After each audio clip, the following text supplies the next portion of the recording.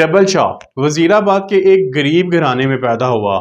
اس نے ایریاں رگڑ رگڑ کر بی ایس سی اور بی ایڈ کیا اور پھر نظام آباد کے ایک سرکاری اسکول میں سائنس ٹیچر بھرتی ہو گیا۔ اگرچہ یہ غریب گھرانے میں پیدا ہوا تھا مگر اس کے خواب بہت بڑے تھے، یہ کچھ بہت بڑا کرنا چاہتا تھا۔ اس نے سن 2004 میں محکمے سے چھٹی لی اور دبئی روانہ ہو گیا، مگر 6 ماہ کے بعد کچھ خاص امپروومنٹ کے بغیر ہی یہ واپس آیا۔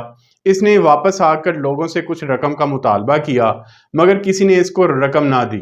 پھر اس نے لوگوں سے کہا کہ وہ اسے رقم دیں، یہ 15 دن میں رقم ڈبل کر دے گا، مگر کسی کو اس پر اعتبار نہ تھا۔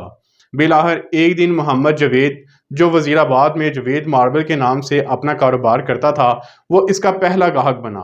اس نے تھوڑی بہت رقم اس کو دی اور پھر ڈبل شاہ نے ایگزیکٹ 15 دن کے بعد اس کو رقم ڈبل واپس کر دی۔ اس کا اعتماد بنا، اس نے محلے میں لوگوں کو بتایا تو پھر محلے کے اگلے 2 افراد اس کا دوسرا گاہک بنے۔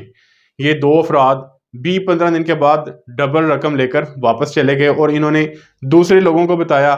وہ 2 گاہک مزید 15 گاہک لے کر آئے اور اگلے 15 گاہک مزید 150 گاہک لے کر آئے۔ اس کا نیٹ ورک پھیلنا شروع ہوا اور اس کی مارکیٹنگ بڑھتی گئی۔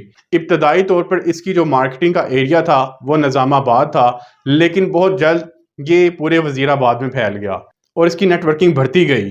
یہ پورے 15 دن کے بعد لوگوں کو رقم واپس کر دیتا تھا۔ اس کی ساکھ کی وجہ سے یہ اس کا جو گورکھ دھندا تھا یہ وزیر آباد کی حدود سے نکلا اور پورے گوجرانوالا کی ڈویژن کو اس نے اپنی لپیٹ میں لے لیا۔ گوجرانوالا، گجرات، سیالکوٹ، ناروول، منڈی بہاؤدین اور حافظ آباد سے لوگ اس کے پاس آتے اور اس کو رقم جمع کرواتے۔ اس کے پاس لوگوں کی لائن لگ گئی تو اس نے اپنے کاروبار میں اپنے دوستوں اور رشتہ داروں کو بھی شامل کر لیا۔ اس کے دوست اور رشتہ دار دور دراز کے علاقوں سے رقم اکٹھی کرتے، 5% ایز اے کمیشن کٹوتی کرتے اور باقی رقم اس کے پاس خزانے میں جمع کروا دیتے۔ یہ رقم ڈبل واپس کرتا جاتا۔ جب اس کی ساکھ کے اوپر لوگوں کے اعتماد بڑھ گیا تو اس نے رقم ڈبل کرنے کا دورانیہ بھی بڑھا دیا۔ یہ 15 دن سے 1 مہینہ، پھر 60 دن اور آخر میں 70 دن تک پھیل گیا۔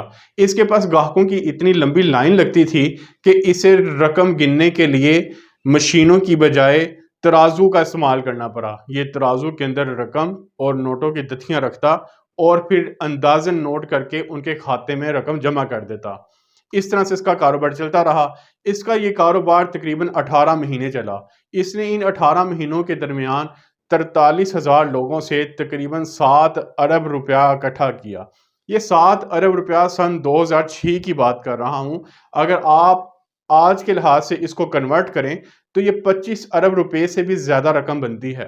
ایک دن پھر ڈیلی نیشن کے اوپر ایک خبر چلی اور یہ خبر پورے شہر میں اور پورے ملک میں پھیل گئی کہ ڈبل شاہ کے نام سے ایک آدمی سکیمنگ سکیم چلا رہا ہے۔ یہ جو سکیم چلا رہا تھا اس کا نام بیسیکلی پونزی سکیم تھا۔ پونزی سکیم کے اندر ہوتا اس طرح ہے کہ انویسٹر سے رقم اکٹھی کی جاتی ہے اور اس رقم سے ہی لوگوں کو منافع دیا جاتا ہے۔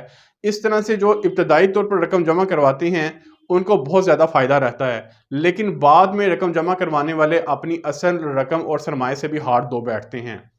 اسی طرح جب ڈبل شاہ کے چرچے ارد گرد کے علاقے میں پھیلے تو یہ ایجنسیوں کی نظر میں آ گیا اور اس کے برے دن شروع ہو گئے۔ ایجنسیوں نے اس کی ریکی کرنا شروع کی اور اس کو بہت جلد بے نقاب کر لیا۔ جب ایجنسیوں کو یہ پتہ چلا کہ یہ state with in the state بنا رہا ہے اور ملک کے اندر اپنا ایک سکہ رائج کرنے والا ہے تو انہوں نے اس کے گرد گھیرا تنگ کیا اور ایک دن اس کو پکڑ لیا۔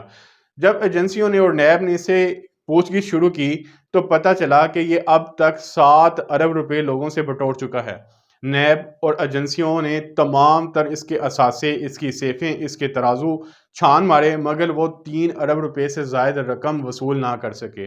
اس کے اوپر کرمینل پروسیڈنگز چلیں اور اس کو عدالتوں میں گھسیٹا گیا۔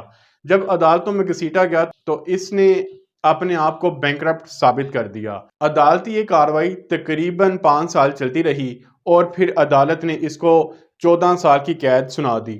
عدالتی جو سزا ہوتی ہے اس میں 24 گھنٹے کا ایک دن 12 دن کا شمار ہوتا ہے، لہٰذا اس لحاظ سے اس کو 7 سال کی قید سنائی گئی۔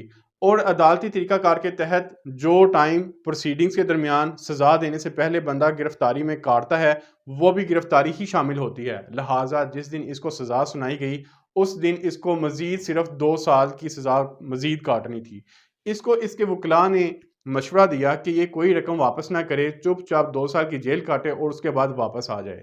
اس کے ساتھ ساتھ جو جیلی قیدی ہوتے ہیں ان کو اچھے کنڈکٹ، ہون دینے اور عیش ابرات کے اوپر نفلی عبادت کرنے اور اچھے کنڈکٹ کی بیسس پر مزید رعایت ہو جاتی ہے۔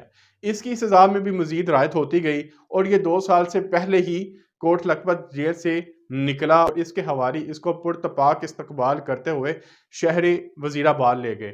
وہاں پر اس کے اوپر منو پتیاں پھینکی گئیں اور اس کو مسیحا بتایا گیا۔ ڈبل شاہ نے اس کے بعد اپنا بوریا بستر لپیٹا اور یہ وزیر آباد سے لاہور کی طرف موو ہو گیا اور وہاں جا کے یہ ایک زبردست اور پرعیاش زندگی گزارنے لگا۔ اب نہ اس کو یہ ڈر تھا کہ اس کے اوپر ایجنسیاں ریڈ کریں گی اور نہ اسے کسی پولیس سے اور نہ ہی کسی خفیہ ادارے سے کوئی ڈر تھا، کیونکہ یہ وہاں پر 3 ارب روپے دے کر سارا حساب کلیئر کر چکا تھا اور اس کے وکیل اس کو بینکرپٹ ثابت کر چکے تھے، لہٰذا اب یہ ہنسی خوشی اپنی زندگی گزارنے لگا۔ مگر اس کے بعد خدا نے اپنی گرفت ٹائٹ کی اور سن 2015 میں اس کی طبیعت یکدم ناساز ہو گئی۔ اس کو اس کے دوست احباب پنجاب انسٹیٹیوٹ آف کارڈیالوجی لے گئے، وہاں پر معمولی علاج کے بعد اس کو گھر لے آئے، لیکن چند دن بعد اس کے اوپر شدید دل کا عارضہ آیا اور یہ دنیا فانی سے رخصت ہو گیا۔ اس وقت تک یہ 4 ارب روپے جو آج کے حساب سے تقریباً 12 ارب روپے سے بھی زائد بنتے ہیں یہ اس کے پاس تھے۔ یہ خزانہ ڈبل شاہ کے لیے کسی قارون کے خزانے سے کم نہیں تھا۔ اس کی کئی نسلیں یہ خزانہ کھا سکتی تھیں، مگر اس نے تمام بے نامی جائیداد کے اکاؤنٹس میں رکھے۔ اس کی وفات کے بعد اس کی تمام رکعت مٹی ہو گئی اور یہ قارون کے خزانے کی طرح زمین میں ہی دب گئی۔ اس کا کوئی والی وارث نہیں تھا اور نہ ہی کوئی والی وارث اس کی اس رقم کو کلیم کر سکتا تھا، لہٰذا یہ خالی ہاتھ اس دنیا سے گیا۔